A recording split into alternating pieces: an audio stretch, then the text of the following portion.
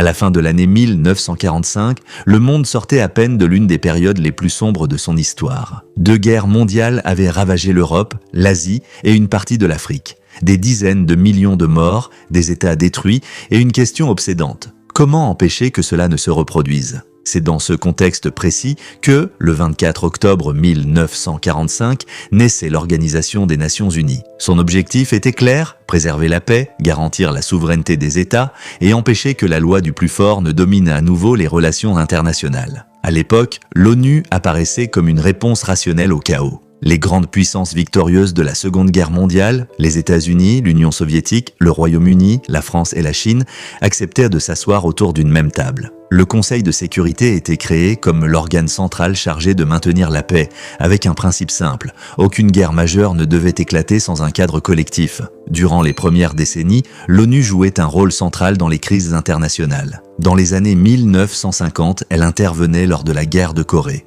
Dans les années 1960, elle accompagnait les processus de décolonisation en Afrique et en Asie. L'idée dominante était que le dialogue, même imparfait, valait mieux que la confrontation armée. Mais avec le temps, une autre réalité s'installait. Pendant la guerre froide, l'ONU devenait un théâtre de rivalités idéologiques. Les États-Unis et l'Union soviétique s'y affrontaient par discours interposés. Les vétos s'accumulaient. Pourtant, malgré ses limites, l'organisation restait un cadre incontournable. Elle existait, elle parlait, elle arbitrait. Au début du XXIe siècle, l'ONU était toujours debout. Administrativement, institutionnellement, elle fonctionnait. Elle adoptait des résolutions, envoyait des missions humanitaires, déployait des casques bleus dans plusieurs zones de conflit. En 2003, lors de l'invasion de l'Irak par les États-Unis sans aval clair du Conseil de sécurité, l'ONU condamnait, débattait mais ne parvenait pas à empêcher l'intervention. Les années suivantes confirmèrent ce glissement. En 2011, lors de la guerre en Libye, une résolution autorisait une intervention pour protéger les civils. Mais très vite, l'opération se transformait en changement de régime, laissant derrière elle un pays fragmenté. L'ONU avait parlé, mais n'avait plus contrôlé. Dans les années 2020, les crises se multipliaient, Ukraine, Gaza, Sahel, Venezuela. À chaque fois, le même scénario se répétait, réunion d'urgence, communiqué, condamnation, appel au cessez-le-feu. L'ONU existait toujours, mais son action semblait de plus en plus symbolique. Décider n'était plus agir. Alors, la question commençait à se poser avec insistance.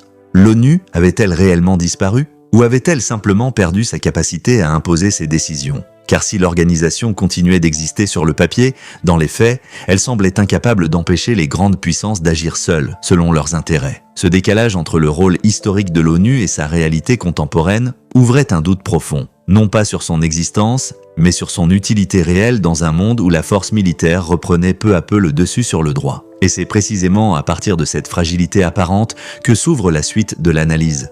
Pendant longtemps, l'Organisation des Nations Unies avait incarné l'idée qu'aucun État, aussi puissant soit-il, ne pouvait agir seul. En 1945, après la Seconde Guerre mondiale, cette promesse semblait crédible.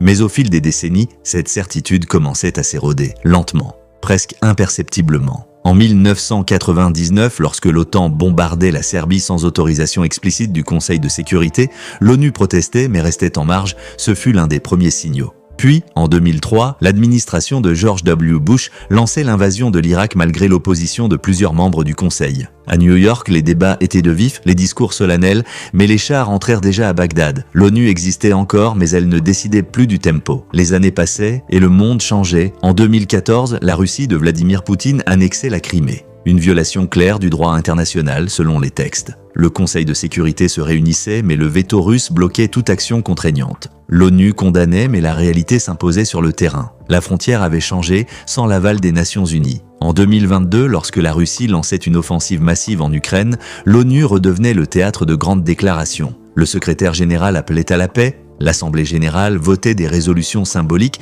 mais la guerre continuait. Les bombardements, eux, ne s'arrêtaient pas à la porte du siège de l'ONU. Dans le même temps, ailleurs dans le monde, d'autres crises confirmaient ce sentiment de décalage. Au Moyen-Orient, les affrontements se succédaient malgré les appels répétés au cessez-le-feu. En Afrique, du Sahel à la Corne de l'Afrique, des conflits éclataient, tout s'enlisait, pendant que les missions onusiennes peinaient à stabiliser les zones concernées. Puis venait janvier 2026. Lorsque Donald Trump, revenu au centre du jeu politique américain, ordonnait une opération militaire directe au Venezuela, conduisant à l'arrestation du président Nicolás Maduro, la question n'était plus théorique. Une grande puissance venait d'agir frontalement sur le territoire d'un État souverain, sans mandat international clair. À l'ONU, les réunions d'urgence se succédaient, mais l'opération était déjà terminée. À ce moment-là, une impression se généralisait, l'ONU parlait toujours, mais le monde n'attendait plus son feu vert.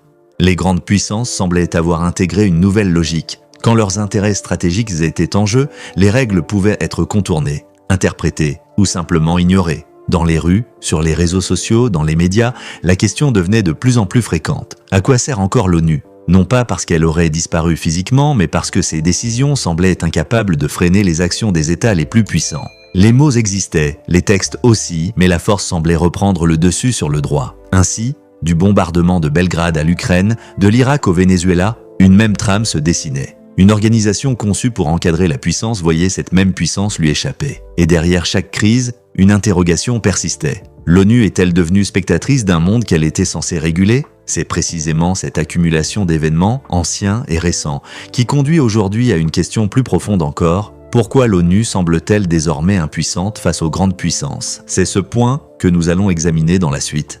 À mesure que les crises s'accumulaient, une évidence s'imposait lentement. L'ONU ne manquait pas de principes, elle manquait de moyens pour les faire respecter. Cette impuissance ne s'était pas installée brutalement. Elle s'était construite dans le temps, presque méthodiquement. Dès la création de l'organisation en 1945, un compromis fondamental avait été accepté. Les grandes puissances victorieuses de la Seconde Guerre mondiale obtenaient un privilège décisif, le droit de veto au Conseil de sécurité. À l'époque, ce mécanisme devait garantir leur participation au système international. Mais avec le temps, ce même droit devenait l'un des principaux freins à toute action collective. Pendant la guerre froide, les vétos américains et soviétiques bloquèrent déjà de nombreuses résolutions. Mais après 1991, avec la disparition de l'URSS, certains pensaient que l'ONU allait enfin retrouver toute sa force. Ce fut une illusion. Les États-Unis dominaient alors l'ordre mondial et lorsqu'une résolution ne servait pas leurs intérêts, elle était contournée. L'invasion de l'Irak en 2003 en restait l'exemple le plus frappant. Plus tard, la Russie et la Chine utiliseraient à leur tour ce même droit de veto pour bloquer toute action concernant la Syrie, l'Ukraine ou d'autres dossiers sensibles. En pratique, cela signifiait une chose simple. Lorsqu'un membre permanent est impliqué dans un conflit, l'ONU est paralysée. Le système était conçu pour éviter une guerre mondiale, mais pas pour empêcher les guerres locales menées par les puissants. À cette paralysie institutionnelle s'ajoutait une autre faiblesse majeure. L'ONU ne dispose d'aucune force militaire propre. Les casques bleus existent, mais ils dépendent entièrement des États qui fournissent les troupes, le matériel et le financement. Lorsqu'une grande puissance décide d'agir seule, l'ONU ne peut ni l'arrêter ni la sanctionner directement. Elle peut parler, condamner, alerter, mais elle ne peut contraindre. Peu à peu, cette réalité transformait le rôle de l'organisation. L'ONU devenait davantage un espace de discours qu'un véritable centre de décision, une tribune diplomatique où chacun exposait sa position, sans garantie que les résolutions votées aient un effet réel sur le terrain. C'est dans ce contexte que se pose alors une autre question, plus dérangeante encore. L'ONU a-t-elle disparu ou a-t-elle été volontairement vidée de sa force ? Car l'organisation continue d'exister. Ses bâtiments sont là, ses fonctionnaires y travaillent, ses rapports s'accumulent.